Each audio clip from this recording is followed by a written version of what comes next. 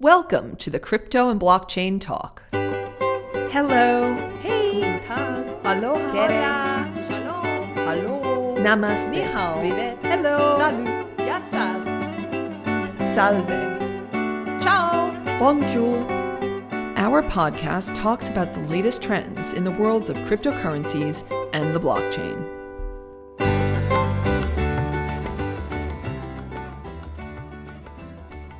Hello, everyone, and welcome to this week's edition of Crypto and Blockchain Talk. Today with me, I have Dan Edelbeck, who is the co-founder and CEO of Exidio.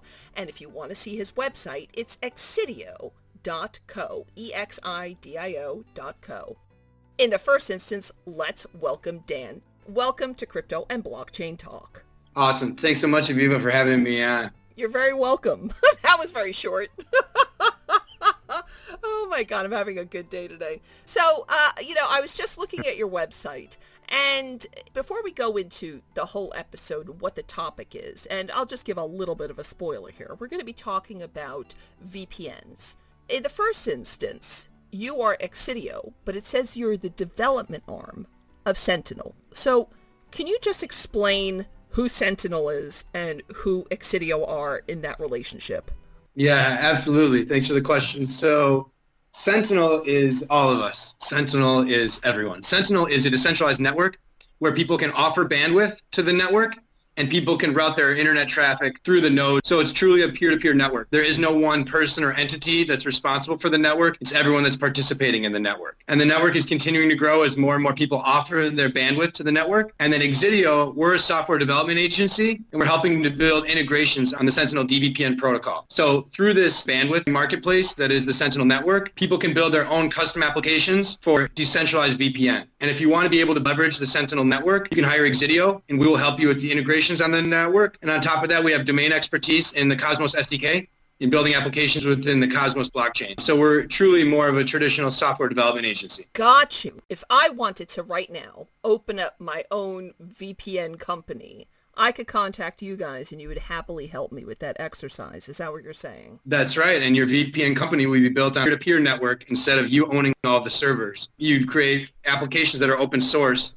and you can prove that your applications are end-to-end encrypted, which is very different than the companies that we're dealing with today. Absolutely. And we're going to go into all that in just a moment. But I just want to find out a little bit more about you and your company. So who are you in your company? Are you like a developer? Are you a visionary? How is it that you have come to be the co-founder and CEO of Exidio? So actually, that's an interesting story. I came to lead Exidio because I was very active and a cheerleader and a active participant in the Sentinel community.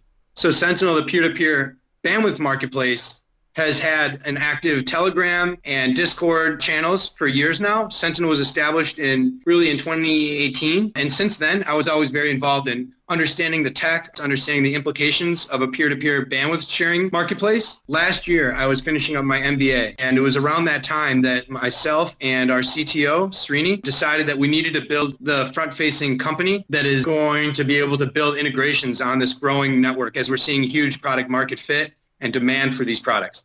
So myself and Srini formed Exidio last year, and I also brought on one of my colleagues in my MBA, Peter, as our COO. And we've really been growing out the team both on the tech development side and on the business development side since we launched last year. So it really kind of came out of the need for a company that's helping to build modules on Sentinel and also help other companies build their own products on the Sentinel network. So were you, Peter, and I think I got his name right, Srini, were the three of you on the same MBA course? Just Peter and myself. I knew Srini in a very, native blockchain way, just from online chats and from understanding some of his development towards the Sentinel open source protocol and getting to understand Sentinel. I've gotten to know Srini, and I realized that he'd be the right person that we needed to launch, one on the business side, one on the tech side, to get Exidio off the ground. So you're sitting in your MBA course, listening to your professor with one ear, and with the other ear completely blocked off except to your own thoughts, thinking,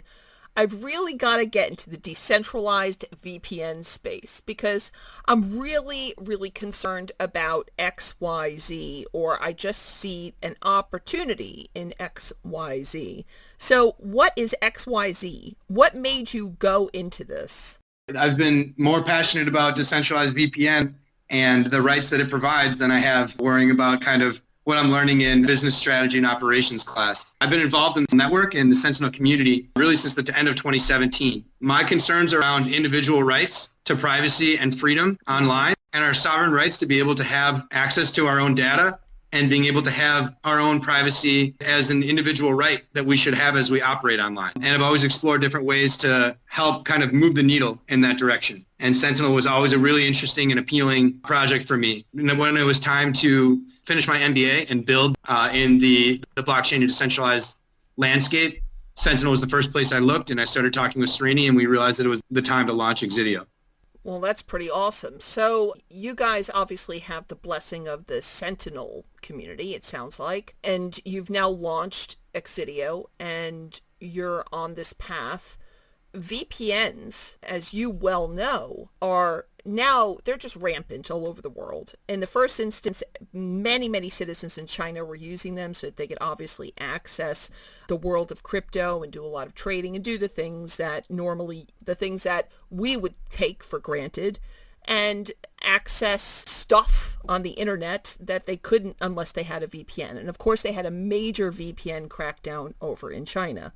Everywhere else in the world, we're all using VPNs like Tunnel Bear, I'll just throw that one out there, or many of these other VPN companies, because, we want to watch something that's on another country's Netflix that we can't get in maybe our own country. I mean, there's a million reasons for using VPNs. Yeah. But what a lot of people do not realize is that VPNs aren't that safe. For some reason, people really do believe that if they use a VPN for watching or downloading or whatever it is that they are using it for, that no one can see what they're doing and that they have the rights that you just described that you believe are inherent to every human being. So let's first of all talk about, because I'd love to hear, because it sounds like you're very up on this, I first want you to talk about these dangers of VPNs. And by the way, I also want to talk about the free VPNs that are out there, because some of those are very, very dangerous. And the reason why they're free is because they're probably scraping data, if not more. So let's tackle this one bit at a time. So traditional VPNs, what is the biggest danger spot in a VPN that is not decentralized, that has nothing to do with blockchain? What do you think is the biggest problem out there in the land of VPNs today? It's really simple. It's the fact that they claim that not logging user data, that your session is end-to-end encrypted when you're connected to that VPN. So what's interesting, Aviva, is that VPN companies are very successful and they're running a product at an incredibly high profit. What's probably not well known is that it's a very obscure and opaque industry that doesn't detail their operations that well. And so it's actually quite an oligopoly of an industry. If you start peeling back the onion and seeing the parent companies, a lot of these companies, like you mentioned, Tunnel Bear or ExpressVPN or NordVPN, they all roll up to like 4 or 5 companies that really control this entire industry. And because they're selling products at, $7 a month or $10 a month, it sounds like a low price point, and it shouldn't be that big of a deal for the individual consumer, but it's incredibly high compared to their cost basis. Their profit margins are extreme. And with that, they've actually been very smart with what they've used those funds for is a very effective advertising and search engine optimization tactics. So when you search about VPNs, you almost always get information coming from the companies themselves or from industry websites that claim to give them ratings on their sites. But it's really hard to dig deeper and actually understand that these are companies that are being run, products are being run by the same companies, and that they are controlling user data. So on any VPN, the exit node has the ability to route traffic through that exit node and is able to log the metadata. But the centralized VPN companies are claiming that they're not doing that and that your sessions are end-to-end encrypted. The fact is that's just not the case. In 2019, NordVPN was hacked, and it was proven that they were logging user data. So the biggest VPN companies in the world that we trust are taking advantage of us, and instead of having our internet service provider be the company that is a liability and could be logging our data and reselling that to other companies. We're just passing the buck on to a different honeypot, which is our VPN company. And the reason that we don't know that is because they've marketed themselves very well. And they said, this is how you protect yourself and stay safe online. Well, the funny thing is that people really still, for some reason, believe there is such a thing as a free lunch. They honestly believe, especially, it doesn't matter if they're these free, and I'm using air quotes, I know you can't see my fingers, but they're believing that with these free VPNs that the service is being given because these are giving people who want to, for some reason, give a free service away. What people don't realize is that free VPNs are basically allowing advertisers to insert trackers to collect information about browsing history. And whatever information they can scrape, they are selling like mad. The other thing is that there are a lot of other threats which we will get to, such as, of course, you have the ransomware and the phishing and cryptojacking and the spam emails and everything else that's just so good that you can't wait to unwrap it under this pretty veneer because that's what they're making it look like. But many of them are also making your computer, meaning this is very much the case, so you have to remember that you can't just trust anything that's thrown your way. Remember what we always say, the mantra, which is always do your homework, always do your due diligence, always look into what you're using, especially on the internet. But a lot of VPNs make your computer an exit node for other paying users. Isn't that the case? Yeah, I think you'd have to look into each individual VPN. I don't think that's the case across the board. And I also don't think that it's necessarily true that a free VPN versus a paid VPN, if you're paying for your VPN now, you're safe or you're using a product that is reliable. Absolutely. That doesn't mean that the VPN is not logging your data or selling it. A lot of VPN companies say that they've been audited, quote unquote, by a third party. And then there's still been hacks where it's proving that these VPN companies are logging user data. The idea of a free lunch, like you said, is it's not sustainable. There is a peer-to-peer bandwidth sharing marketplace that exists out in the wild that gained a ton of attraction, and that is the Tor network. And the Tor network is really cool and is a unique idea, but because there was no incentive for individuals to offer their bandwidth to the network, over time, the network itself became corrupted.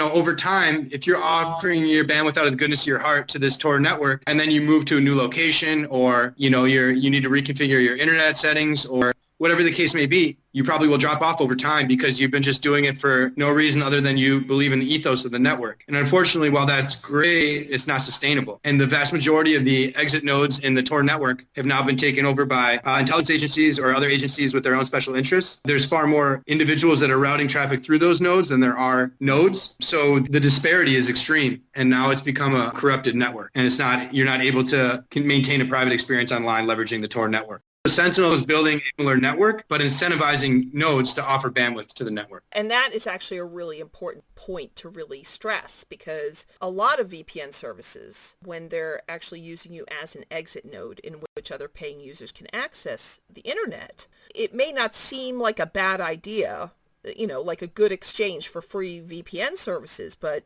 by somebody's computer being used as an exit node, it means that all the traffic that's being made by the other users goes through, obviously, your computer. And that includes also illegal I'll just stick with illegal traffic. I'm sure that everyone can paint the picture, which of course means that the individual in some cases, and there have been cases where the individual themselves does get into a lot of trouble. And it's important to stress that when you are completely bereft of what is going on under your own nose, you're doing this at your own risk, while the company is essentially making money from people who are having their computers used as exit nodes. So let's go into the model then that you guys use in terms of how are you incentivizing your community, the contributors to your project, to share bandwidth? So anyone that offers bandwidth to the network is incentivized to do so by receiving dVPN tokens based on Cosmos SDK. They have those tokens then that they can stake and earn staking rewards to help secure the blockchain, or they can have those tokens and they can do whatever they want with them or resell them. But as an exit node in a distributed system, if the exit node can prove that they're a part of a distributed system and they're just passing data on through their node, there is legal precedent that they can show to authorities that this is the information, comply with the authorities and show that they were a part of a distributed system. And there's legal precedent set that then they're not personally liable if they didn't know what the content was. It's really about providing the access for individuals to be able to have, again, privacy online. But there is, safeguards in place so that if someone wants to participate in the network as an exit node, there are processes that are kind of safeguarding them. But there's, in the Sentinel network, there's both relay nodes and exit nodes. So if you wanted to offer bandwidth to the network and you wanted to exclusively be a relay node, then you would never be an exit node. And as the data is transmitted from each IP address to the next, it's encrypted and decrypted at each hop. I tell you what, for listeners then, can you define, even though we've talked about it, can you define the two different types of nodes? Yeah, there's relay nodes and there's exit nodes. So for example, if you wanted to route your traffic from where you are in Estonia through Florida in the United States and get access to Netflix in the U.S., but in the meantime, you wanted to route your traffic through Japan and then Finland to the United States, you would route your internet traffic through your ISP, and it would get encrypted and then routed through an ISP in Japan through that node. And it would be decrypted there and then re-encrypted and sent to Finland. And the same process would happen in Finland through that IP address. And then finally, it would go to the exit node in Florida. And so those two nodes, that node in Japan and that node in Finland, are relay nodes. And because they don't have the IP address of your original IP address, and because the data is encrypted at each hop going through them, they don't have the initial IP address, or they don't know which is the initial IP address, and they don't have the metadata. The exit node, the final node that's in Florida, has the IP address from the IP in Finland that it came from most recently, but they don't know that that was the first node in the relay. And then they do have access to the metadata. And in any system, an exit node has access to the metadata. But what's not possible is for them to have the initial IP address. And because this is a distributed network, only that individual has that information. It's not one centralized company with all of the nodes that has all of the information that everyone is routing through those nodes. So I think it comes back again to decentralization. There is no company, there is no entity, there is no one player that has access to all of the user data and can collect it and use it. So there's no way that like a company has access to everyone's metadata and can be reselling it or can be using it against the initial user's goodwill. And there's two reasons. One, because the front-end application that they're interacting with, whatever is built on the Sentinel network. So for example, Exidio, we built the Sentinel dVPN as our own one application built on the network. And then there's another company, Elysium, and they built a separate application called the Velocity VPN. And both of those are applications built on the Sentinel network. And there are more companies that are looking to build their own applications on the Sentinel network and are connecting with Exidio for support on that process. All those projects, all those applications are open source. So you can go look at the Velocity VPN app and look at the open source code and prove that it is operating in the way that it says it is and that there's no backdoors to be able to get access to information. And the same for the Sentinel dVPN. And then secondly, all the nodes that are operated by individuals. So there's no one company that is tracking all the users' information and metadata and then has that honeypot to be able to resell. Whereas again, that's not the case with centralized companies like we discussed with Nord that had a hack and it was proven that they had a ton of internet user data across their networks. But how do you ensure that even from these individual computers that no cookies or pixels, which are tracking pixels, which are basically graphics that are loaded every time you visit a website and used to track activities. So how do you ensure that individuals on your network who are offering the bandwidth are not inserting cookies or pixels? So any exit node in any system has access to the metadata that's being transmitted through that exit node. Just like I couldn't call you on Skype if I didn't know your username. So that's inherent to the architecture of any system. But because it's an individual, it's far less likely that any one individual is using that information for any nefarious reasons or to do anything with it. And especially in a multi-hop architecture, they wouldn't have the IP address of the initial user anyway. There's no real actionable data to tie IP addresses to an individual with the metadata to be able to use it for, business purposes or any other reason. The only thing is if a government entity or someone that said, if you were running an exit node Aviva and a government official come tap you on the shoulder and say, hey, Aviva, we think that there's activity that we want to monitor on your system, the best situation is to comply and give them the information that they request. However, in a distributed system, that's a lot harder to do because there are nodes all over the world and there's not one company that's stopping them. Another really important aspect that distinguishes decentralized VPN architecture from centralized VPN companies is if you're leveraging the IP addresses from data centers of centralized VPN companies to route your traffic through, now all of a sudden you might not be able to get access to Netflix because that IP address has been pinged as a VPN IP address and blacklisted from certain websites. And so now the main reason your VPN to be able to get access to content you wouldn't otherwise has become rendered useless because these nodes have been identified as part of a VPN network. But in a distributed network, that's far more resilient and doesn't have those same liabilities. Are you guys actually giving any kinds of limits to the participants? So in the Sentinel network, Yes. It's truly a peer-to-peer network, and anyone that opts in is able to partake, and anyone that opts out is able to opt out. And then products that Exidio we're building, so like the Sentinel dVPN, we'll have a freemium model where people can use the application for a limited time and a limited amount of bandwidth at no cost. And then to get the full features of the application and the full suite of node hosts that are offering bandwidth to the network would be on a paid model. So either a basic subscription model that people are used to, or there's also the opportunity to identify individual nodes and select the individual node you want and pay based on the free market offering that node offers for bandwidth on their node. So it's really cool because in the peer-to-peer network, different nodes can have different pricing tiers that they want to offer to the network. And then in a competitive marketplace, people will probably choose nodes that are reliable, that have good throughput, have been consistent with uptime, and have affordable prices. Excellent. There are these dangers which compromise the security of many VPNs, that a lot of this malware, a lot of companies use VPNs, especially since the world of COVID. A lot of people have been working from home and they have been using VPNs for corporate purposes. And what a lot of companies don't realize is that a lot of malware is installed on these VPN services, free or paid. Yeah, it's a huge concern, right? It's a security risk, and that's why there's only going to be open source project connecting to the Sentinel dVPN. If other companies want to build on it and they're not open sourcing the code, that's going to be called out and identified because this is a network open source code. Like you said, the ethos of don't trust, verify. So we believe in that same ethos as well because it's open source and you can prove that there's no malware or backdoors that give access to user data. So regardless of the company you're looking at to bring on as your VPN, how can you prove that that VPN is actually doing what it claims it's going to do? Is their code open source? Can you prove that there isn't malware attached to the software that you're installing on your employees' devices? I would say that the vast majority of large corporates that are installing VPNs are not installing applications with malware.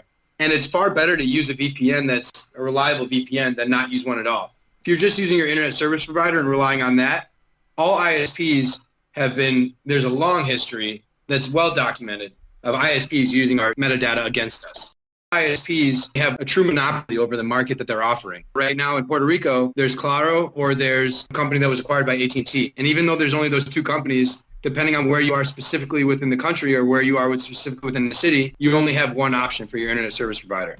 So not shielding yourself by using a VPN that's able to obfuscate your metadata and your IP address puts you at extreme vulnerability. Also, using a VPN where you haven't done your homework and you haven't looked into are they actually provably end-to-end encrypted, again, puts you at vulnerability.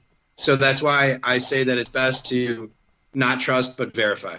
Well, I think one of the last things I want to talk to you about is China and other countries not allowing VPN services to be accessed within their country borders. Now, your platform looks like it's a perfect solution for people living in China and other countries where VPNs are not allowed. Yeah, this is an open network and anyone can connect to it.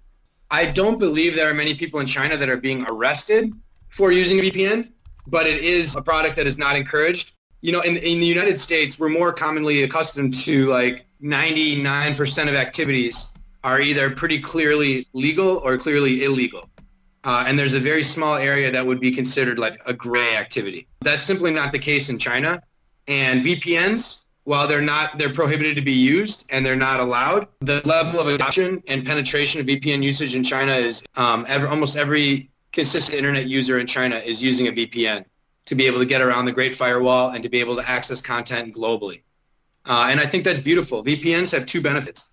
They can hide your metadata and your online traffic to give you a more private and secure experience online.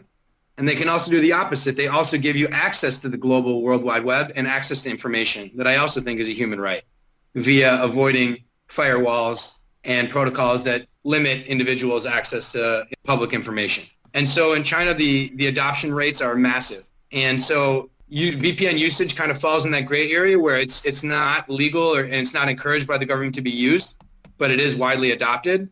And Sentinel, one thing that makes a decentralized VPN network like the Sentinel network really unique and a lot more robust is that any node host that's offering bandwidth to the network can select the open source VPN protocol that they want to offer to the network. So whether it's OpenVPN or WireGuard or SOCKS5 or IKF2, all the different open source VPN protocols, because there's so many and there's different nodes that can select what open source protocol they want to offer their bandwidth through, it makes the network far more robust. So one open source VPN protocol might not get over certain firewalls, for example, the Great Firewall, but another one might. And actually Sentinel has seen incredible growth and adoption, especially in China, for applications built on the Sentinel network.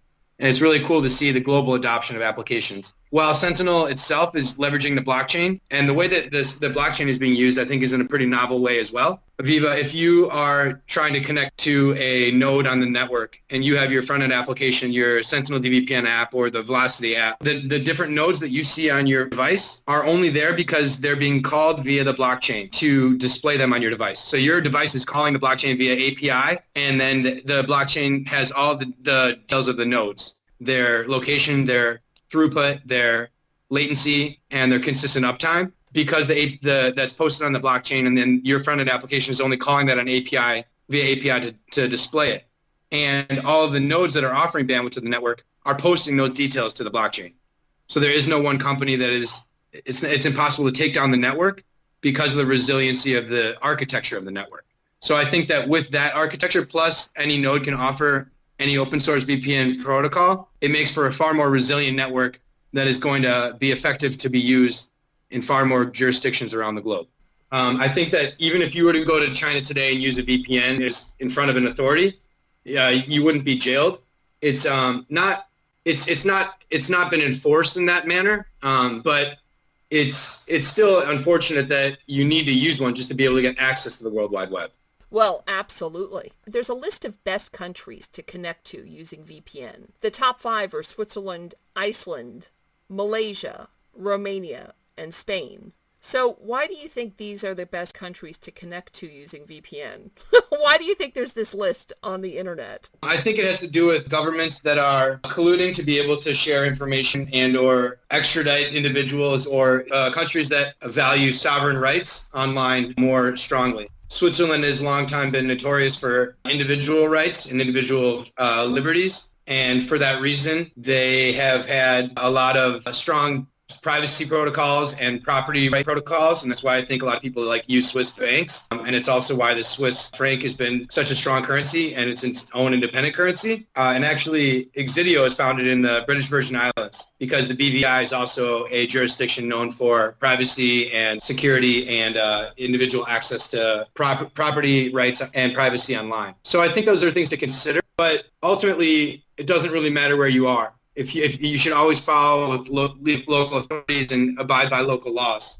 And so if you're not obeying by local laws, then you should have consequences for doing so. At no point does Exidio or Sentinel endorse illegal activity. That is a good stance to take. Nobody should be undertaking anything illegal. But in places like Russia and China and Iran and the UAE and in North Korea, the thirst for VPN is real. And I think that it's going to be very interesting, especially as decentralized players take a foothold. It's going to be interesting to see exactly the people from those countries that I just listed, how they're going to be doing their best to access it. Look, no good company, no real company wants their users to break laws.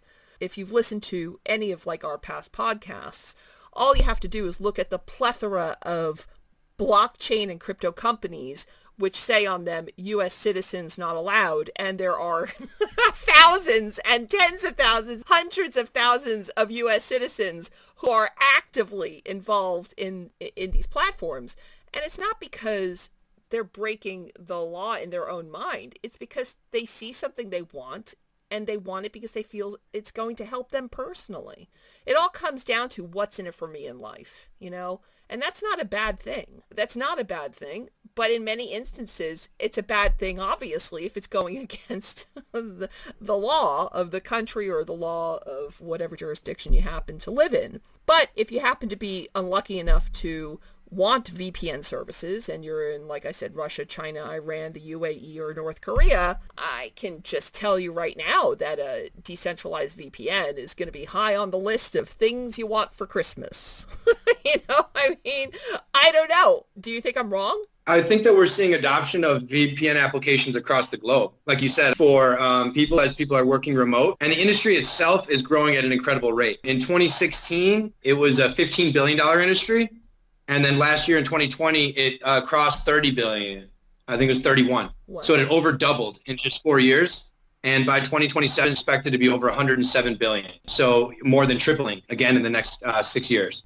Well, you're on top of what is, I think, a very hot topic. I'm going to be tracking you, and I'm going to be wishing you all of the very best. Again, thank you, Dan, for coming on to Crypto and Blockchain Talk. Aviva, it's been awesome. Thanks so much for the time. Hey, no worries. I intend on downloading your decentralized VPN. So I'd also like to thank our listeners for tuning in to this week's Crypto and Blockchain Talk. Please ask your friends and family to download this episode of Crypto and Blockchain Talk on one of the many podcasting platforms that we stream on. The partial list is on cryptoandblockchaintalk.com because we cannot fit 70 different names of podcasting platforms on there. But if you live in a country where we're not listing your particular podcasting platform, just Google it, put Crypto and Blockchain Talk in, and no doubt we will pop up. In addition, you can listen to us on our sister radio station, Crypto 24 Radio, 24/7, 365 days of the year around the world. You really are very good at emailing us at our email, which is education@savvy.digital, education@savvy, S-A-V-I-I digital.com. But we also love to hear from you in a variety of other manners, which also include our social media platforms of Twitter, Facebook, and Instagram. Again, thank you so much for tuning into this week's Crypto and Blockchain Talk. We really appreciate when you give us your very valuable time. And when you tune into us, we know that you are making a decision, which we really appreciate. So please take care, be safe, and goodbye for now.